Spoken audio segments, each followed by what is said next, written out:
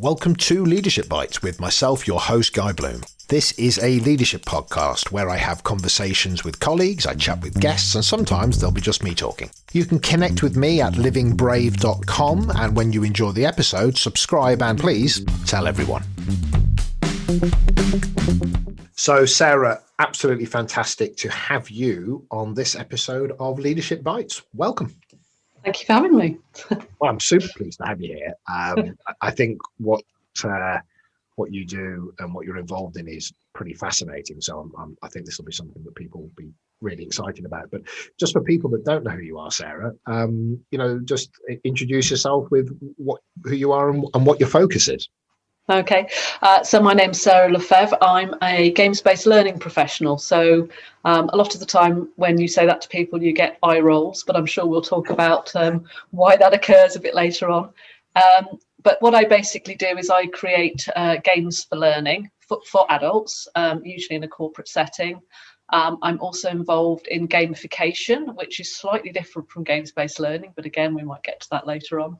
I run a bi-monthly online magazine, which accepts articles from other games-based learning professionals and interested people on those subjects. And yes, I'm just very, very interested in sort of gameful and playful approaches to learning, and particularly in learning around complex problems, complex systemic problems. For example, I'm involved in creating a couple of games at the moment, one about climate change, another one about unconscious bias. And yes, because games are really good being complex systems themselves.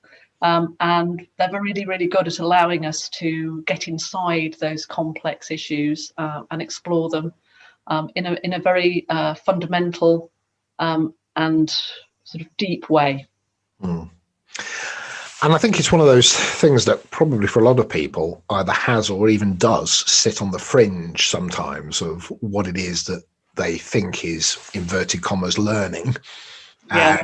And especially with execs or senior people, there is a kind of a sense of the validity, or, you inverted commas want me to, I don't know why I'm doing this with my fingers a lot at the moment, but you want me to play a game, which is different to, in their minds, it's, I'm used to maybe going on a workshop and we have to do an exercise, to learn something, but to have that as the inherent lens that we're going to work through is quite tricky for some people. So that that bringing it, I was almost going to say into the light, but giving it its credibility and its validity, I think is a massive thing. And I was just asking you for pronunciations at the start because I was trying to say the word Ludogogy and said something completely different. But that idea of just that explanation of the word, where it comes from, I think would be just good for people to hear. And I'd like to get into that and then move on to some of the other things we're going to talk about. Well, it's a bit of a neologism. I think it's coming more into sort of common parlance now, and it might actually be a real word now. But basically, it's a combination of two words: Ludo, I play, and gogy from things like pedagogy, andragogy, and so on. So it brings in quite neatly those two ideas of games-based learning. And it's something, in terms of the validity, that is increasingly becoming an area of research to sort of see how games and play actually facilitate learning. But I think games, as a games-based learning professional, and I thought this will resonate with a lot of fellow professionals, we're constantly having to justify ourselves. A lot of that idea about what you want me to play a game, this is too childish, it's not serious enough. We do get that a lot, and I've been thinking about that quite a lot recently. And I think one of the sort of answers to that, and one of the things that I really want to kind of bring home, is the fact that we're not masochists. So we wouldn't be pushing this agenda. We wouldn't be saying, games are really good for learning. If we didn't believe that, didn't believe it was a sensible way of actually carrying out learning, because let's face it, we have to do this justifying of ourselves, and it makes life very difficult. If I have to be constantly going through this every time I'm trying to sell what I do to somebody. Why would I do that unless I genuinely believed that it had some benefits? So we do it because it's effective, not because we want to make learning fun, because it just wouldn't be worth our while going through all this pain just to have a jolly time when we're facilitating.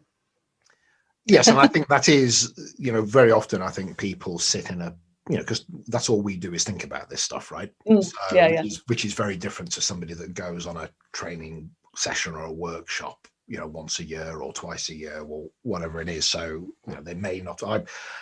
I deal with execs sometimes they haven't been on a training course for 5, 6, 7, 8, 9 years. And so anything from where they were to what might be considered to us, well, that's the way it is now, it's a revelation. So you spoke about games-based learning and gamification, and it would be great just to, again, get that clarity just on what that difference is for those that might be coming at this from a new space of the fact even the word gamification might be new to some people. Yeah. So games-based learning is reasonably self-explanatory. It's the idea that you use games and playful activities or experiences in order to bring about learning. Gamification is a little bit more problematic, and I personally don't particularly like the word very much because it has an awful lot of baggage, and it is difficult to sort of tie down what it actually means, because a lot of people, there are a lot of different definitions. My particular approach to gamification is what it is about is it's using games mechanisms and game-like experiences for non-game activities. So for example, the idea of a very, very simple example of something that could be called gamification would be store loyalty cards. You get points for staying loyal to the store. Every time you go to Tesco, you get some points, which you can then later on sort of trade in for sort of vouchers and so on and so forth. That is gamification, because the idea of giving points is a game-like mechanism, and you're using that in a non-game situation. But that's very, very different from it being a game. It's clearly not a game. But a lot of people get that very confused with the idea of gamification of turning something into a game. So I go to my coffee shop, I get a stamp on my card, I get 10. I mean, I know it's a reward, but at the same time, there's a kind of an inverted, I'm doing it a lot now, but there's a game I've started, I can't finish. There's a game here of some rules, and there's an outcome, and I get to win by getting something at the end if I keep going. Right. Okay. A lot of it is really behavioural economics, I guess. It's nudging people towards behaviours, and it's used a lot for doing that, nudging people towards behaviours you want by rewarding them in some way. There's a lot more to it than that, but yes, well, I'm going to presume there is. When do you think it became? I wouldn't say. When do you think people started to really make that separation between a game that families might play together and actually, no, this is something that's valid in a commercial space? Is there a history of a bit of a timeline there that kind of go, you can kind of trace it back to, it's a bit loose, but maybe it's around that period? That's really difficult to say, because actually games-based learning, although it probably hasn't been called that, has been around for an awfully long time in terms of the way it's actually implemented. Certainly because, for example, a lot of the sort of learning theory behind games-based learning is based on the work of Piaget and Vygotsky, and these guys were around in the 1920s. So it's around constructivism. It's around using concrete activities in order to facilitate thinking about abstract concepts and so on. So that, in that sense, it's been around for a very long time, which is again another sort of thing that sort of comes home when you're a games-based learning professional.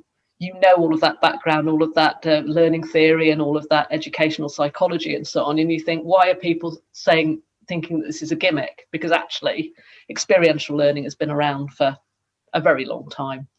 I think probably the idea of games-based learning has really come to the fore since it's been a lot easier to create games. So I guess it's kind of grown up with the internet, grown up with the computer revolution to a certain extent. I would say, yeah. Because I was thinking, where would I guess? And I was thinking about the military when they have war games, so they can learn. And I don't know, is that that scenario based learning? Yeah. Then you have games based, and I'm just wondering where that kind of. I've almost got this idea that scenario based learning, where let's go and role play and do it, that's not so much the game, but we're in play. We're in play, but we're really replicating what we do in our day job to learn from it. Whereas, am I right? And actually, no, you're not. Games-based learning is more, even though it might be scenario-based, it's more abstract. So there's more to be pulled from it, or is that no? That's not really the right way to think about it. These are really grey areas. Are they? Okay, good. I love a bit of grey. So yeah, I guess game. I mean, even the sort of games theorists who write these massive tomes about how games work and the psychology of it all have difficulty in defining what a game is, and that's usually how all of these books begin. And there's so many different definitions, with slight changes in one or two words, that somebody sort of like 3 years down the line will go, I've come up with a new theory and I've changed 5 or 6 words in this definition, and it's changed everything. So there is that. But certainly there is a lot of power in words. And many years ago, I worked at for a games-based a business games company. And one of the things that we used to do is we used to call our games, which were clearly games, we used to call them simulations, because it made it easier to sell it into certain people. Because simulations, I'm doing it now. Simulations have an air of respectability, since simulations or scenario-based learning has this air of respectability, whereas games, everybody's going, oh, it's for kids. It's exactly the same thing. So yes, a lot of scenario-based learning, a lot of simulations are games, and a lot of games are simulations. So they're kind of the same thing. Yeah. Well, that's probably okay, isn't it? Look, we've got an umbrella. It is. We've got these umbrella terms, but it's like saying training. Well, God blimey, what do you mean when you say that? Yeah. I mean, underlying it all, it's play. It is play, and again, we have to do a lot of justification of using play, but play is the way that human beings learn. It always has been. It's the way children learn to stand up, walk around. They learn about the world around them. And there's nothing to suggest that suddenly a switch turns and we have to do something that isn't play in order to learn because now we're grown-ups. That just wouldn't make sense. Yeah. And, I think about all the work I've been doing for the last few decades. There's conversations in groups, and you go, but we're playing with a theme, we're playing with a question, aren't we? A question gets asked to the room, and it may be ambiguous, it may be very specific, but then we start to talk about it, and we're playing with the theme, the context, the vocabulary, you say that word, but what does that mean to you? And so maybe in my phraseology, I talk about having conversations with purpose. Yeah, and maybe it's play with purpose. Yeah. I mean, all play has a purpose. That's right. Yeah. And if that means we just want to connect as a team and just have a laugh, fine. All the way through to there's an outcome we're looking for, or a development output that we're looking for. But it's just a vehicle, isn't it? Yes, absolutely. Yeah. But I mean, play. What underlies play is exploration. Discovery, reward, and all of those things are what should come out of good learning, or what should facilitate good learning. And play is just a very, very good tool for doing that. I'm interested in, I think, when I see the, and again, my language is not the right language because this isn't my area of expertise, so please course correct me at any time. But when I see the,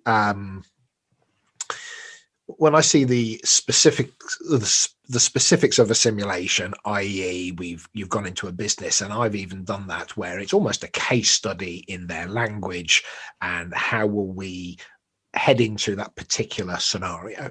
But then you've got things which, and we were talking about it earlier, the Lego Serious Play, for example, which may be more familiar to people, especially if you're on LinkedIn. You'll see imagery of people utilizing that, where it is more the process, it feels to me, which is separate from what you're doing in your workspace, but the process itself is the point. And so I'd probably like, it'd be great just to talk about, it's not so much that it is Lego Serious Play, but it's something that maybe people don't even know what that is, because people know what Lego is. But that would be that would be an indicative of, well, it was play and it's morphed into this, and actually maybe a little bit of the history there, where a company like Lego would even get involved in it, actually. And I know they've passed it forward since, but that might be worth hearing about a little bit. Yeah, so Lego Serious Play is actually a different thing altogether. So I wouldn't call Lego Serious Play a game. Games are sort of a different kettle of fish. Lego Serious Play is a facilitation technique, which just happens to use Lego. And really, again, there's a lot of justification that tends to have to go into it because of the bricks. A lot of people tend to focus on the bricks and go, oh, you're asking me to play with bricks? And it's just a facilitation technique like any other. It just happens to use some of those principles that we talked about earlier from the educational psychologists back in the 1920s about socially constructed learning and using concrete objects to think about abstract concepts. It uses metaphor quite a lot. And I've kind of forgotten what your question was. Was it a bit about the history? Yeah, just bring Lego Serious Play to life a little bit, because I think that's the point where people may have just seen it in their social media stream, or they've seen an image of it with people with a funny shape. And how does that work? A short history lesson. Way back when, I think it was the end of the 70s, the chap who was in charge of Lego at the time started to think there was some kind of potential for using the bricks for business learning. But it wasn't really his forte. Obviously, his expertise was in making plastic bricks and marketing them very well to children and so on. So he couldn't really sort of get a grip on it. He played with it himself for a while. And then he brought on some people from business school in Switzerland, asked them to help him with it, and together they kind of came up with this methodology. And it wasn't originally going to be marketed, although they did think there might be some potential around pushing it out there. But originally it was kind of a tool to be used within Lego. Ironically, as a result of actually using the technique within Lego, they explored quite deeply their own business model using Lego Serious Play and went, actually, what we're doing is we're diversifying a bit too much by getting involved in stuff like this, and we need to concentrate on the brick. So what they did was they offloaded Lego Serious Play to the facilitator community, and it's been there ever since and grown and been developed.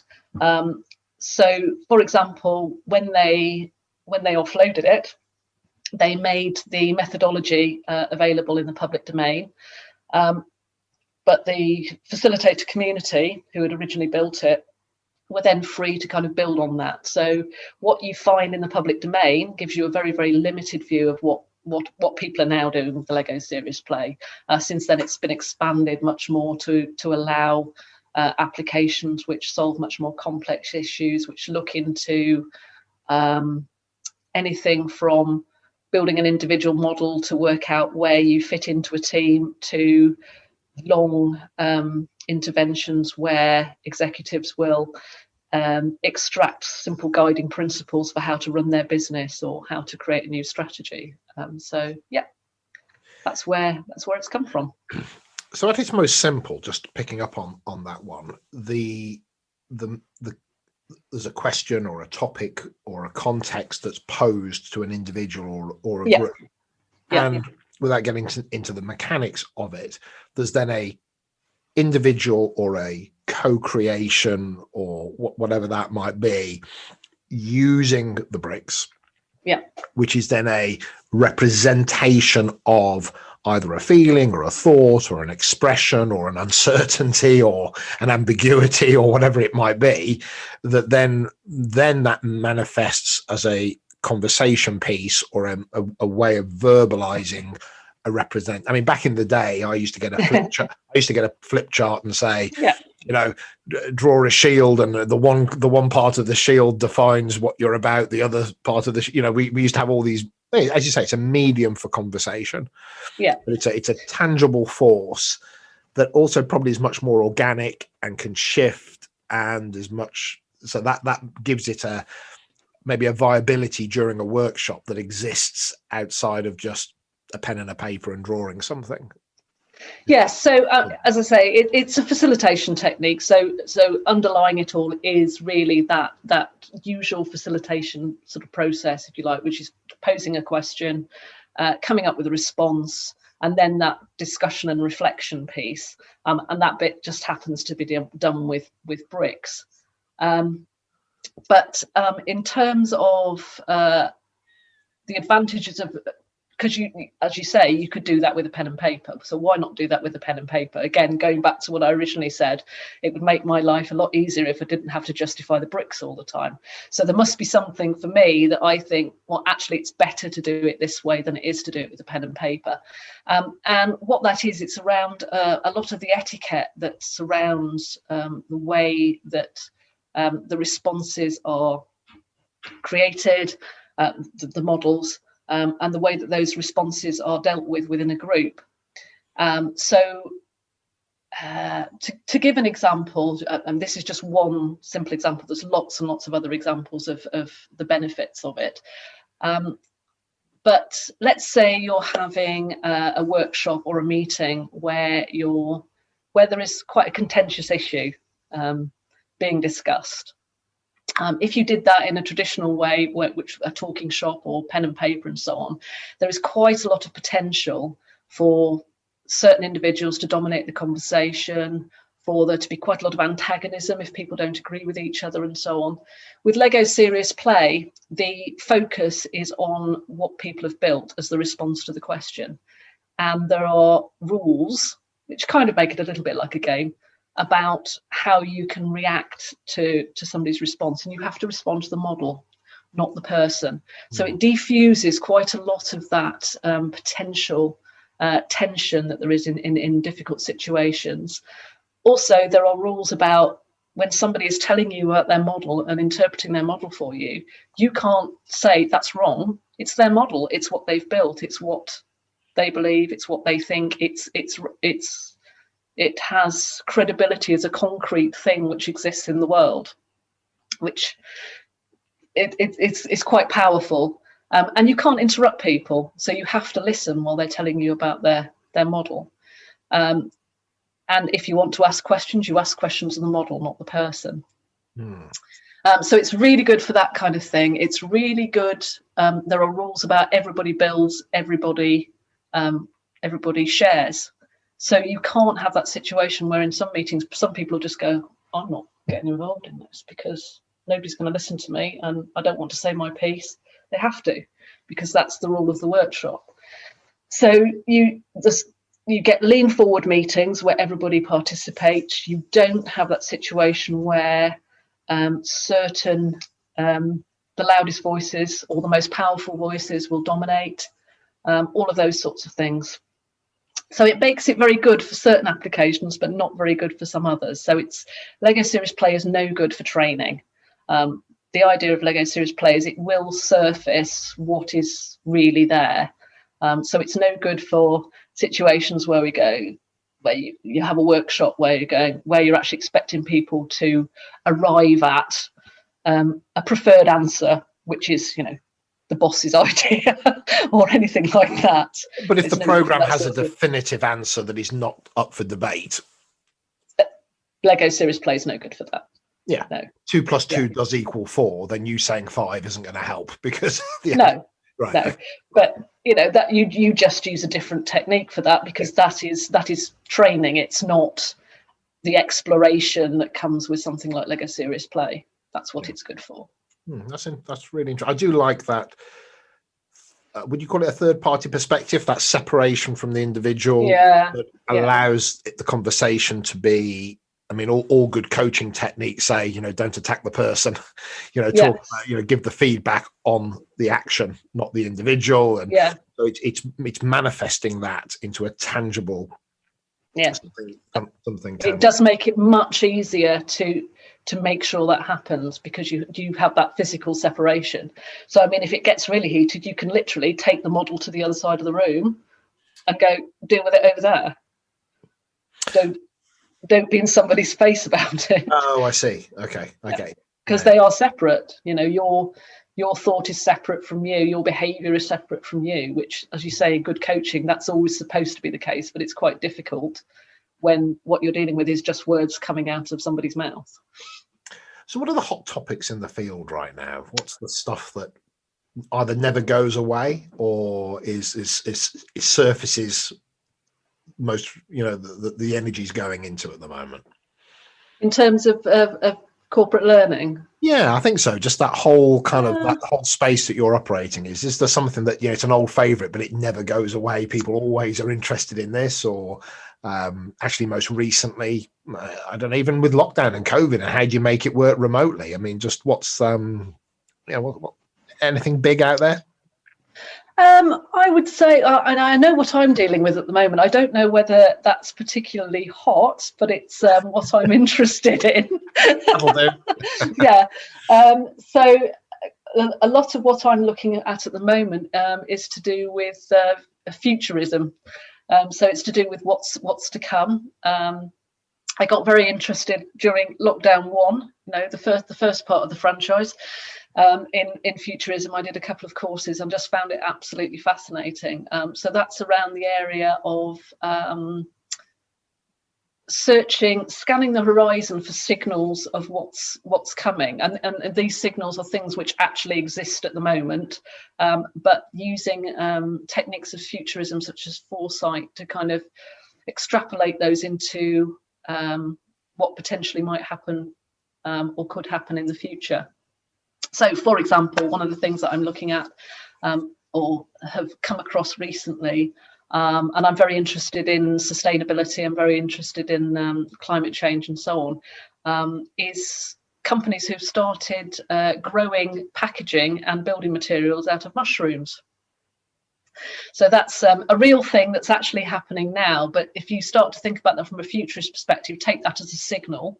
And you also look at other things which are going on. So there's quite a lot of research going on at the moment around the ability of fungi to sequester carbon from the atmosphere. So you could, if you look at those two signals together and start to go, well, what does that mean for the future? You could say, well, maybe if people started building their houses out of fungi or these fungal bricks, that could actually be a way of pulling down carbon from the atmosphere. So those using those techniques along with something like Lego Serious Play when you're facilitating a workshop is very, very useful for innovation workshops, which is a lot of what I'm doing at the moment. I saw a video from, I think it was Shell, and I'm using, it's like on their future thinking group or their and this was a long time ago, but and there was just this group of people within Shell that just, I think they called it event horizon thinking or something like that, but it was thinking it's futurism. Exactly, thinking over the horizon, and so I can imagine, yes, that's so that's something that could be a facilitated event through something like a series, Lego Serious Play, but it could also then be open to that games-based learning where something is constructed then for the specifics of that conversation. Yeah, definitely. That could be done for an organization or as a more generic kind of tool for that would have nothing to do with Lego Serious Play, but we've just created a game that facilitates that kind of thinking. Yeah, and that's another project that I'm involved. I'm involved in a lot of projects at the moment.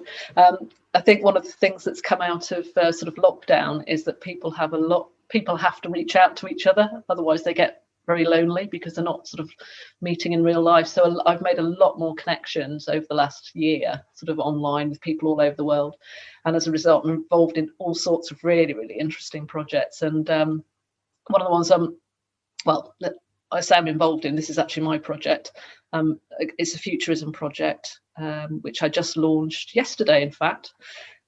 It's a creative writing project, using futurist techniques. So inviting people to come and bring their enthusiasm. They'll be trained. I have a group of futurists ready to act as mentors. So people will come along, they'll be trained in some basic futurist techniques to go and find some signals which are relevant to them in their work or even their home life. Find these signals, interpret them, and turn them into works of speculative optimism, as we call it. So the idea is, again, this has kind of grown out of COVID because everybody's getting a bit down, a bit apprehensive about the future and what may possibly happen. So there's a kind of need for this optimism. So we're going to create a book full of optimistic, speculative stories. As I say, I was talking about the fungi thing. Mine's already cooking away in my head, which is a nice story about a man who spends a month going backwards and forwards in a kind of grand design style from his new house site, where he's watching his new house grow and his old one decay. So that's my nice little short story I'm doing for this. But ultimately, the idea behind that, it's not just about a lot of rose-tinted spectacle, nice stories to make people feel happy. What will happen out of that book is, from the sales of that book, that will go to finance a platform, a community-based platform, where people can come together and actually start working towards those futures that they've recognised, and actually start working on innovation projects and activism projects and so on, to actually work towards those futures. And hopefully we get sponsors on board so we can actually provide grants for those bits of work as well. Future horizon, where do you, if you had to hazard a guess, or you're thinking about the future of this way of thinking? Well, the future's way of thinking, the future of futurism. Yeah, absolutely. So in quite a trite way, I've kind of come to think over sort of like the last year, as I say, I've got very involved in futurism, that I feel futurism is the future, which is kind of very trite and fairly obvious as well.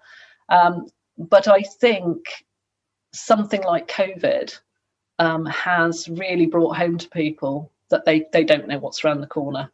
But if you look at the work of futurists over the last 10 years, one of the organisations I've become quite involved with is the Institute for the Future.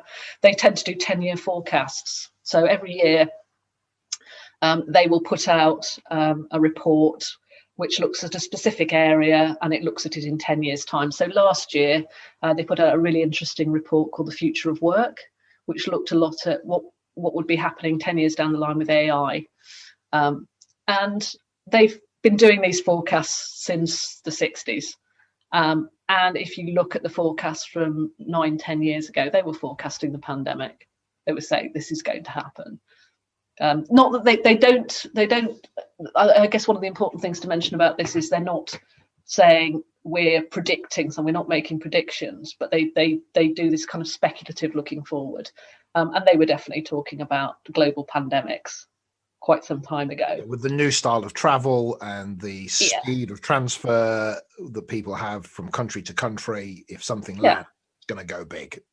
Right. And the things that were happening with encroachment upon animal habitats and transfer of disease from one species to another, it was only a matter of time before a disease came along which was going to be really problematic, not just something you could just contain and get rid of. We don't know which day it's going to happen, but there's a very good chance that this is going to happen. Right? So I think the pandemic has actually made a lot of people think, actually, I need to start looking forward. I need to start looking on the horizon for these potential problems that could come along, and climate change as well. More awareness of climate change, that people are now realizing that these kinds of techniques, these ways of thinking are going to become increasingly important. And I'm really excited about the possibilities of making those into sort of gameful and playful experiences for people to learn from. So with virtual reality and AI and organizations that are large organizations like, I mean, EA Sports and people like this that are these large games, have they got people that are actively in this space? Because I know it's a game, but do they, the future of training people, we know that people have virtual reality helmets, but etc. So is there this, it's all eventually going to converge into one spot where the largest organizations will have software that the layman can buy and create their own family games? I mean, are we on a path where we go, it might not be in our lifetime, but it may very well turn up? Well, I think one of the things that I've found, and I feel we've digressed very much. I'm complaining from sort of game-based learning, but it's great because I love talking about futurism as well. I think one of the things that I've learned is that people have an expectation. We have a kind of cognitive bias that the future will go on much as the past has, or the present is. So we expect the future to be very much like now, when in actual fact, it's not. It's 10 years down the line will be very different from now. If we actually look back and see the kind of changes that happened in 10 years, they are quite big. So I think the answer to all of your questions there is yes. I mean, certainly the history of computing tells us that what happens is things become widely available and cheap very quickly. So there's no reason to suspect that shouldn't continue. I have this sense of people being able to create their own games at a local level. Yeah, that allows organizations through to families, through to, it doesn't matter whatever it is, but to create those kind of maybe even learning, for as a parent, I want my child to understand this, and I'm going to create something that they can play with, play in through some sort of intervention with AI. Can you create this for me, please, Jeeves? And off it goes. And I don't know, I can see a future where that becomes this terminology that we're using becomes absolutely mainstream. Yeah, I mean, in terms of if we look at entertainment games, games are rapidly becoming bigger than movies. So the amount of money that's going into games is much, much bigger than movies. And at this point, I feel a little bit like a stage magician, and I'm going to have to get you to confirm that I've not spoken to you before about this, and I haven't coached you in any way. But I've got another project which is about making games. No, you definitely haven't. Don't worry. I'm not a shill. I've not been put into play to just serve the questions. So one of the contacts I made last year is a guy who is called Eric Agudelo, and he actually was kind enough to be one of the speakers at my TEDx conference that I organised at the end of last year. But towards the end of last year, he goes, "I've got this idea." Well, it was more than an idea. It's something that he'd been working with and testing with his students at the University of Krakow for quite some time. But he said, "I think the time's come now to monetize it." So I'm involved in this Kickstarter campaign with Eric now. Well, we're launching in June on the Kickstarter. But it's basically a kit and a pedagogical framework for using games design as a learning tool. So it's kind of a bit meta. It goes back one stage. So it's not about using games for learning. It's about using games design for learning. Oh. So as an example, let's say let's say you're doing a leadership program. You've got a number of learning outcomes that you want your leaders or potential leaders to reach through this learning program. So you build a program that meets these learning outcomes.